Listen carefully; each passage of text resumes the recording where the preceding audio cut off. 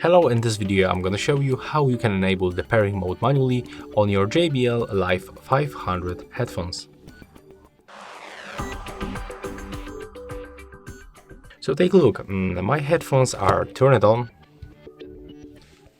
As you can see, the indicator is activate, but I cannot find them on available devices list.